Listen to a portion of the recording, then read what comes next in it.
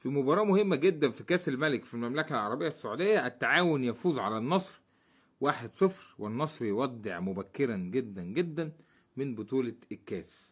مفاجأة كبيرة، والكاس كله مفاجآت. أنا هنا في الفيديو مش بتكلم على مفاجأة خروج النصر، لأن عادي متوقع، الكاس كله مفاجآت.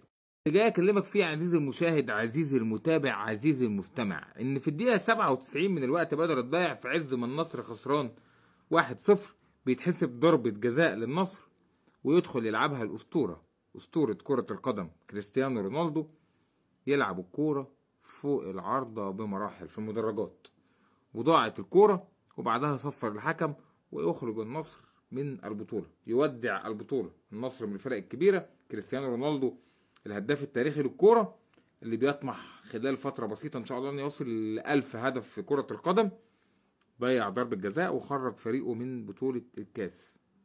عادي، بتحصل في كل حتة. قلنا قبل كده روبرتو باجيو ضيع ضربة جزاء وخسر إيطاليا كاس عالم.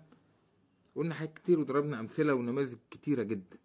جمهور النصر بيهاجم كريستيانو، في نسبة كبيرة من جمهور النصر بتهاجم كريستيانو لأن خرج من البطولة. خلي بالك، كريستيانو رونالدو مع النصر منذ تعاقد النصر لم يفوز النصر بأي بطولة إلا البطولة العربية. البطولة العربية فقط لا غير اللي كسبها النصر، غير كده خسارة أو مفيش ولا بطولة كسبها النصر. القدم لعبة جماعية مش لعبة فردية، ولكن طبعا فريق فيه الأسطورة كريستيانو رونالدو أكيد لازم يلام ويبقى عليه انتقادات كبيرة. لكن هل الدنيا هتقف بعد ضياع البيلن بتاع كريستيانو رونالدو النهارده؟ لا، ما اعتقدش الدنيا هتقف خالص. الأمور هتمشي، وكريستيانو هيلعب الماتش الجاي وهيجيب جون. بالمناسبة هيلعبوا الهلال، ماتش صعب جدا. هيجيب جون الماتش اللي جاي وهيروح عند الجمهور وهيعمل ثرو، والجمهور هيحتفل معاه عادي جدا جدا. الدنيا مش هتقف لأن الأسطورة كريستيانو رونالدو وليه رصيد. انا شايفك بقى اللي قاعد هناك ده عرفت انا بلمح على ايه، وبتقول لي ها جيب اخرك وهات اللي عندك.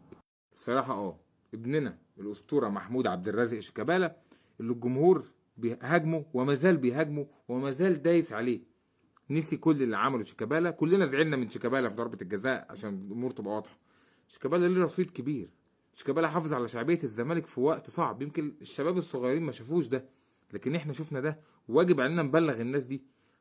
شيكابالا مش زي الاول، مردوده مش زي الاول، بدنيا مش زي الاول، لكن ما تدوس عليه. هو خلاص في اخر فترته في الكوره، ضيع ضربه جزاء، عمر جابر ضيع، المسلوسي ضيع. قلت السيناريوهات قبل كده، لو المسلوسي كان جاب كناش وصلنا لضربه شيكابالا كنا كسبنا، لو عمر جابر كان جاب كنا كملنا، شيكابالا جاب كنا كسبنا. ربنا ما كانش رايد. حمله كبيره بيتعرض لها شيكابالا بيتعرض لحمله من جمهور الفريق المنافس منذ طلوعه في الكوره لحد دلوقتي، فما تبقاش انت شوكه في ظهره. ادعمه، ادعم فريقك. الفريق اهم من 100 لعيب، يعني الزمالك اهم من 100 شيكابالا وغير شيكابالا. لكن ما تدوس على اللعيب بتاعك. انت كسبان بطوله مهمه جدا، السوبر الافريقي. السوبر المصري كان بطوله مهمه وكان لازم تكسبها، لكن قدر الله ما شاء فعل. داخلين بدايه موسم محتاج كل اللعيبه. الزمالك فيه نقص في اماكن كتيره. شيكابالا لعيب من ضمن الفريق. شيكابالا اول يوم في عوده الفريق للتدريبات ما رجعش التدريب للاسف، حالته النفسيه سيئه جدا عشان ضيع الكوره وعشان الحمله الكبيره اللي اتعملت عليه من جمهور الزمالك.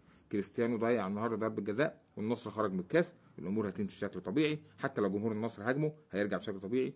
انت بتدوس هنا وبتدوس جامد قوي على لعيبتك. في المقابل ممكن تلاقي ناس تانية مع لعيبه تانية بيلعبوش بجنيه في الملعب، وتلاقي الناس دعم غير طبيعي، دعم غير طبيعي. شيكابالا ياما فرحنا.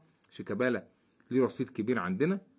اتمنى الناس تنسى، خلاص نركز في اللي جاي. اللي جاي اللي راح مش هتعرف ترجعه لو ايه اللي حصل، يعني مش هتروح تجيب ضربه الجزاء وتلعبها تاني بكره. خلاص اللي خلص وتبدا ان شاء الله من جديد. وكل التوفيق للزمالك في اللي جاي. وهارد لك طبعا الاسطوره رونالدو ضيع ضربه الجزاء النهارده.